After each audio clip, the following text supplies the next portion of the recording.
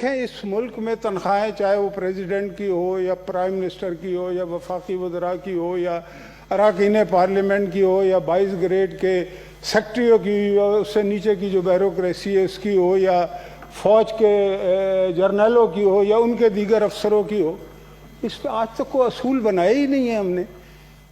دنیا بھر میں جو تنخواہیں بڑھتی ہیں وہ ایک فنڈامنٹل رول ہوتا ہے، اس کا پرنسپل ہوتا ہے، اس کی بنیاد پہ بڑھتی ہیں۔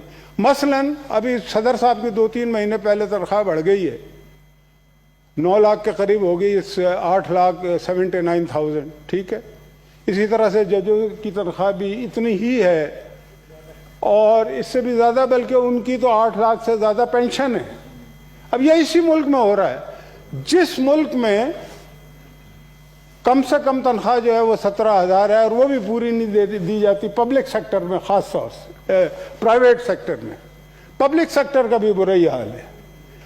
تو میں یہ کہنا چاہتا ہوں کہ ضرور رکھیں آپ 9 لاکھ روپے پریزیڈنٹ کی، مجھے کوئی اس پہ اعتراض نہیں۔ پرائم منسٹر ہاؤس نے بھی، پرائم منسٹر صاحب نے بھی یہ کہا کہ میرا گزارا نہیں ہو تو ان کی بھی بڑھا دیں، مجھے کوئی اعتراض نہیں، باقی لوگ وفاقی وزراء کی بھی بڑھ جائے۔ لیکن 9 لاکھ اگر صدر کی ہو تو اس کی 10% گروپ 1 اور 2 کی بھی تو ہونی چاہیے نا، اس نے بھی تو زندہ رہنا ہے یا نہیں رہنا۔ تو اگر 9 لاکھ آپ پریزیڈنٹ کو دیتے ہیں تو 90,000 گروپ 1 اور 2 کو بھی دیں، 3 کو بھی دیں، 4 کو بھی دیں، اور اس کے بعد یہ ڈسپیرٹی کو دور کریں کہ جس کا داؤ لگا اس نے اپنی تنخواہ بڑھا لی ہے، جس کا داؤ نہیں لگا وہ روتا پھر رہا ہے۔ یہ تو کوئی مطلب کہ طریقہ تو نہیں ہے نا۔ تو میں یہ کہنا چاہتا ہوں کہ ایک تو دو قسم کے طبقے ہیں ہمارے ملک میں۔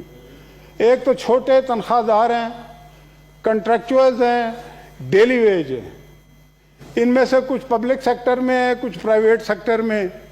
اسی طرح کے کچھ ایسے لوگ ہیں جو نہ پبلک سیکٹر میں ہیں نہ پرائیویٹ سیکٹر میں۔ وہ کوئی ریڑھی والا ہے، کوئی مطلب کہ چھوٹی سی دکان ہے، کسی کا کھوکھا ہے، کسی کا کچھ ہے، نہ لوگوں کے پاس یہ ایک بات ذہن میں اور رکھیں کہ یہ سوشل ویلفیئر اسٹیٹ نہیں ہے پاکستان۔ ہم جس طرح سے اٹھا کے نا لوگوں کے ٹھیلے پھینکتے ہیں، گھروں کو مطلب کہ ہم مسمار کر دیتے ہیں اور اس کے متبادل کچھ دیتے نہیں، تو اس کے بعد پھر ابھی دیکھیں نا کتنی تیزی سے دہشت گردی اس ملک میں بڑھ رہی ہے، کتنی تیزی سے اسٹریٹ کرائم بڑھ رہے ہیں۔ یہ صرف اس لیے بڑھ رہے ہیں کہ 80 لاکھ لوگ بے روزگار ہو چکے ہیں۔ پچھلی حکومت میں جس کو برا کہا جاتا تھا 50 لاکھ لوگ خط غربت سے اوپر آئے تھے، یہ یعنی کہ اسٹیٹسٹک